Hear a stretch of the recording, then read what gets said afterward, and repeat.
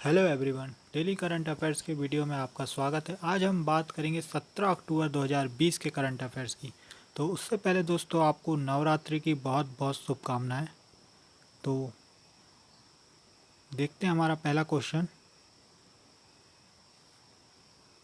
केंद्रीय मंत्रिमंडल ने 5 साल तक की अवधि के लिए जम्मू कश्मीर व लद्दाख के लिए कितने करोड़ रुपए के पैकेज को मंजूरी दे दी? तो इसका राइट आंसर होगा ऑप्शन नंबर बी, 520 करोड़ रुपए। केंद्रीय मंत्रिमंडल ने 5 साल तक की अवधि के लिए जम्मू कश्मीर व लद्दाख में 520 करोड़ रुपए के विशेष पैकेज को मंजूरी दे दी। इसकी डिटेल्स हम देखें तो इसकी डिटेल्स है, इस विशेष पैकेज को दीनदयाल अंत्योदय राष्ट्रीय ग्रामीण आजीविका मिशन के तहत अनुमोदित किया गया।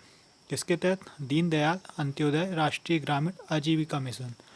दीनदयाल अंत्योदय योजना, जिसका उद्देश्य ग्रामीण गरीब परिवारों के लिए आजीविका के प्रचार के माध्यम से गरीबी को समाप्त करना है।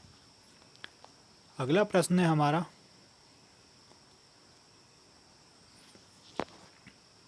किस केंद्र शासित प्रदेश के रामवन जिले में महिलाओं के लिए एक सखी वन स्टॉप सर्विस सेंटर का उद्घाटन किया गया? तो इसका राइट आंसर होगा option number A, Jammu and Kashmir. Jammu Kashmir के रामवन जिले में महिलाओं के लिए एक सखी वन स्टॉप सर्विस सेंटर का उद्घाटन किया गया। इसकी हम डिटेल्स देखें तो इसकी डिटेल्स है, इस योजना का उद्देश्य चिकित्सा सहायता, पुलिस सहायता आदि सहित महिलाओं के लिए एकीकृत सेवाओं तक पहुंच को आसान बनाना है। जम्मू कश्मीर के उपराज्यपाल हैं मनोज सिन्हा। तो बात आगे करें हम अपने अगले प्रश्न की। तो हमारा अगला प्रश्न है, भारत को कितने वर्षों के लिए ISA अंतर्राष्ट्रीय सौर गठबंधन के अध्यक्ष के रूप में फिर से चुना गया? तो इसका राइट आंसर होगा ऑप्शन नंबर बी, 2 साल। भारत को 2 वर्ष के लिए अंतर्राष्ट्रीय सौर गठबंधन के अध्यक्ष के रूप में फिर से चुना गया है और उप अध्यक्ष बना है फ्रांस। इसकी हम डिटेल्स देखें, भारत को 2 वर्ष के लिए ISA इंटरनेशनल सोलर अलायंस के अध्यक्ष और फ्रांस को उपाध्यक्ष के रूप में फिर से चुना गया है। यह 14 अक्टूबर 2020 को 53 ISA सदस्यों द्वारा ISA की तीसरी सभा की आभासी बैठक के दौरान तय किया गया। कौन सी भी बैठक? तीसरी। और कितने सदस्यों द्वारा? 53 सदस्यों द्वारा।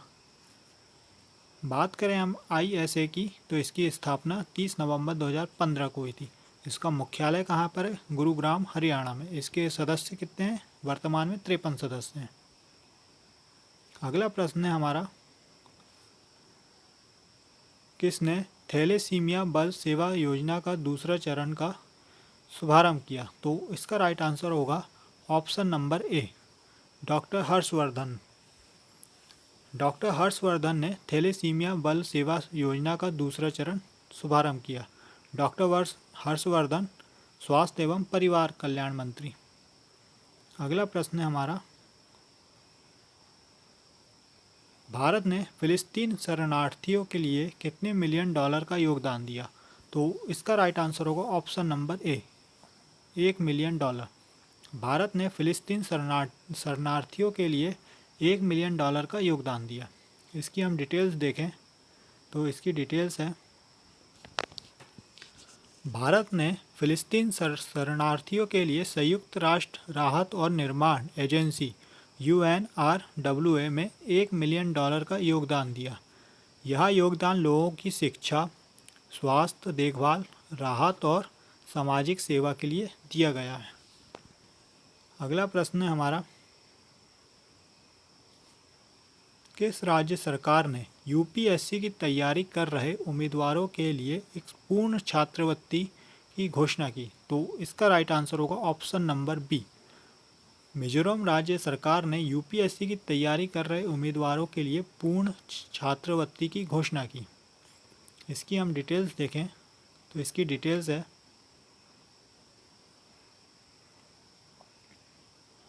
मिजोरम राज्य सरकार ने यूपीएससी संघ लोक सेवा आयोग की तैयारी के लिए इच्छुक उम्मीदवारों की सुविधा के लिए दिल्ली में प्रतिष्ठित कोचिंग संस्थानों के साथ कार्य करने का निर्णय लिया।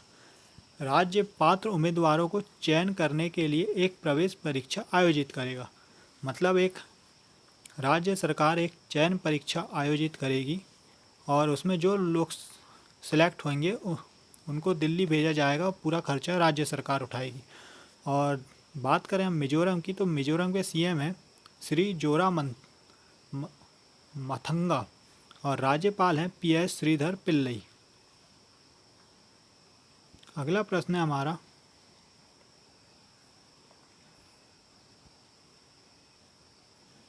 किस देश के राष्ट्रपति सोरोनबाई जेनेबकोब ने अपने पद से इस्तीफा दे दिया? तो इसका राइट आंसर होगा option number B, Kyrgyzstan. Kyrgyzstan के राष्ट्रपति सोरोनबाई जेनेबकोब ने अपने पद से इस्तीफा दे दिया। ये आप उनकी इमेज देख सकते हैं। क्यों दे दिया, तो हम इसकी डिटेल्स देखते हैं।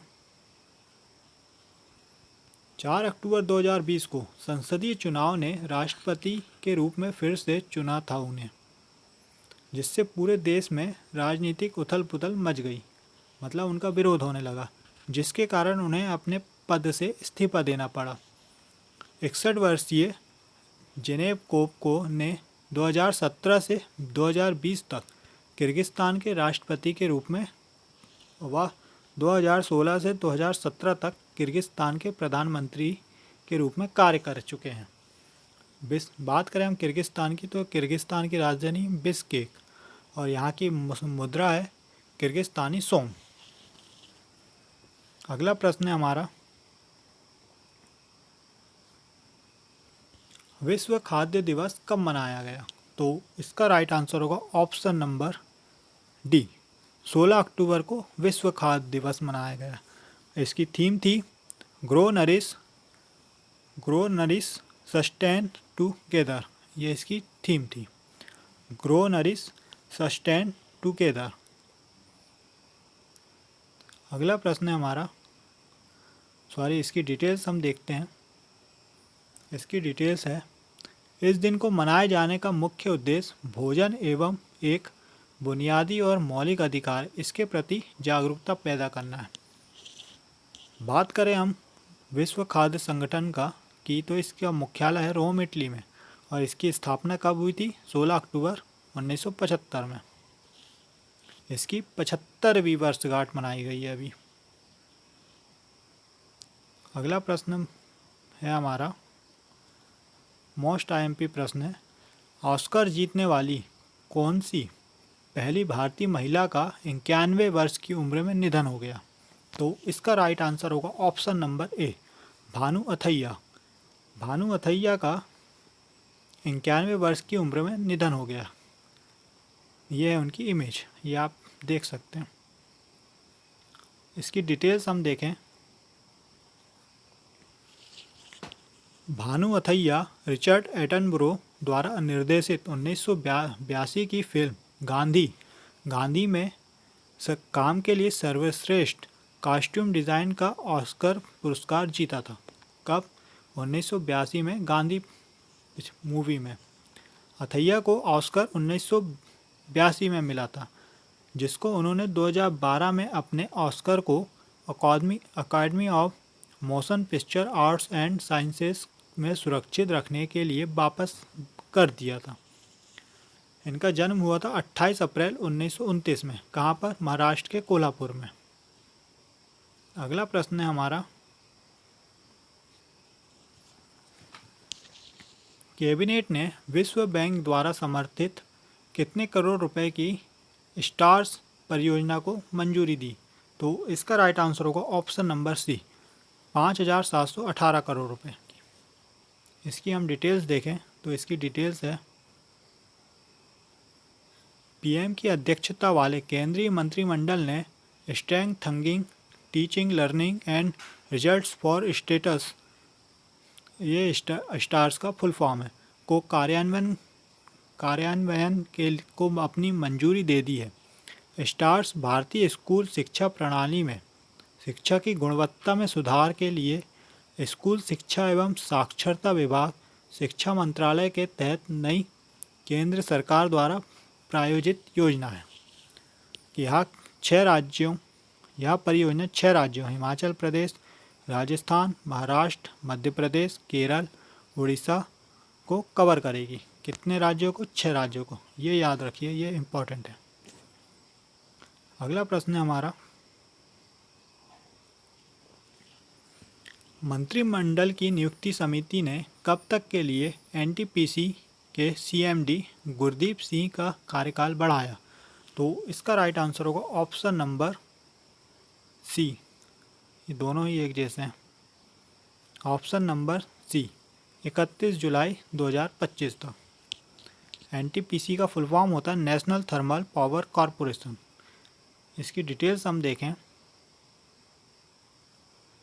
गुरदीप सिंह फरवरी 2016 में पहली बार अध्यक्ष व प्रबंध निर्देशक का कार्यभार संभाला था। कब? फरवरी 2016 में। उनका दूसरा कार्यकाल 4 फरवरी 2021 से शुरू होगा। कब से? 4 फरवरी 2021 से, और 31 जुलाई 2025 तक विस्तारित किया गया है। 4 फरवरी 2021 से 31 जुलाई 2025 तक। बात करें हम एनटीपीसी की, तो इसकी स्थापना 1975 में की गई थी और इसका मुख्यालय है नई दिल्ली में। अगला प्रश्न है हमारा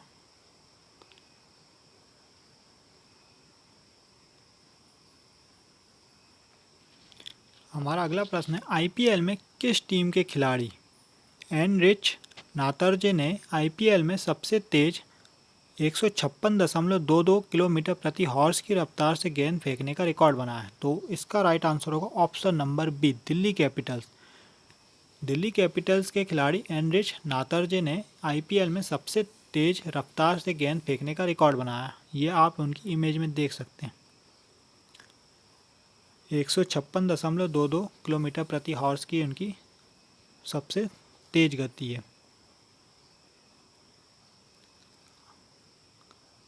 ये साउथ अफ्रीका टीम से खेलते हैं और वर्तमान में ये आईपीएल में दिल्ली कैपिटल्स की तरफ से खेल रहे हैं। आईपीएल का 13वां संस्करण आयोजित किया जा रहा है। कहाँ पर? यूएई में। अगला प्रश्न है हमारा,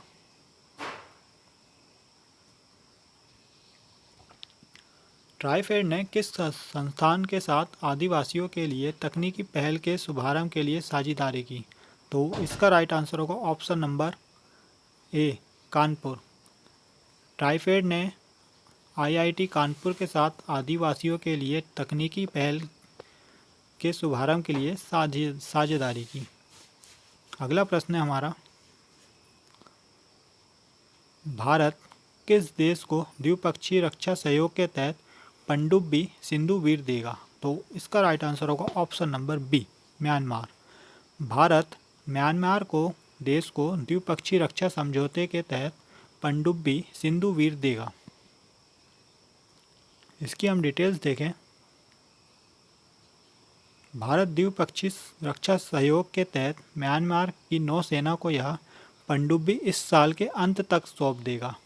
यह म्यांमार की नेवी बेड़े की पहली पनडुब्बी होगी। कब तक दे देगा? ये साल के अंत तक। अगला प्रश्न है हमारा,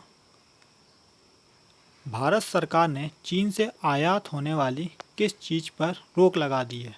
तो इसका राइट आंसर होगा option number C, air conditioner. Bharat सरकार ने चीन से आयात होने वाली एयर कंडीशनर पर रोक लगा दी है। अगला प्रश्न है हमारा,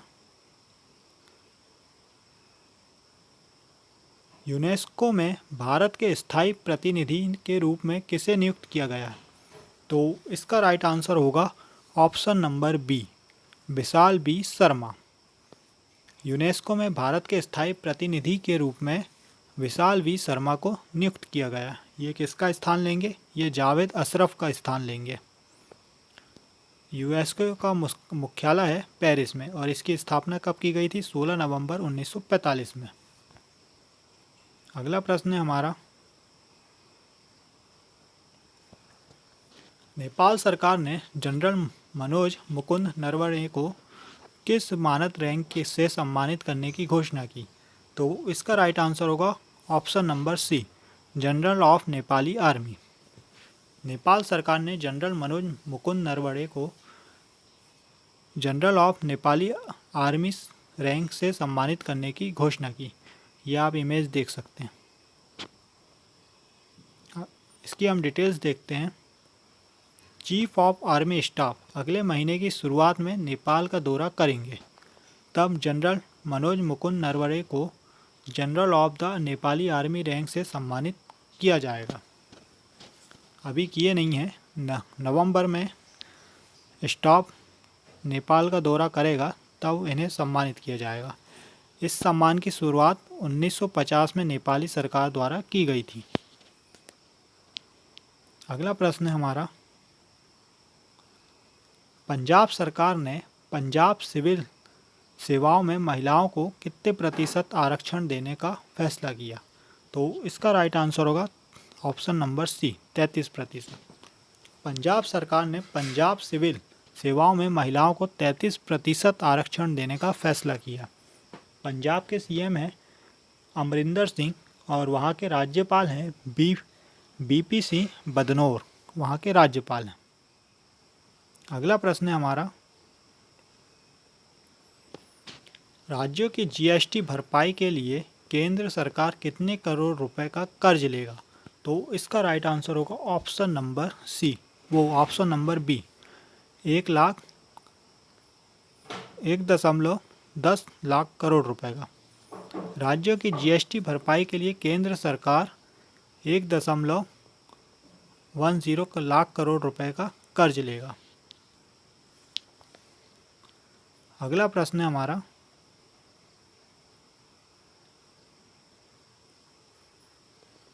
किस प्रख्यात मलयालम कवि का 94 साल की उम्र में निधन हो गया?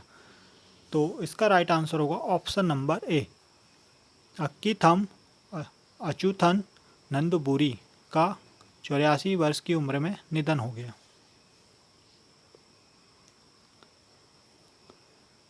इसकी आप डिटेल्स देखें तो मलयालम कवि अक्कीथम अच्युतन नंदबुरी का गुरुवार को निधन हो गया। वे 94 साल के थे। उन्हें 24 सितंबर को उनकी रचना देवयानम के लिए 55वां ज्ञानपीठ पुरस्कार दिया गया था। 1973 में साहित्य अकादमी पुरस्कार और 2017 में पद्मश्री से सम्मानित किया गया था। तो दोस्तों आज के लिए बस इतना ही। वीडियो पसंद आए तो लाइक कीजिए, शेयर कीजिए और सब्सक्राइब करना ना भूलें। जय हिंद दोस्तों।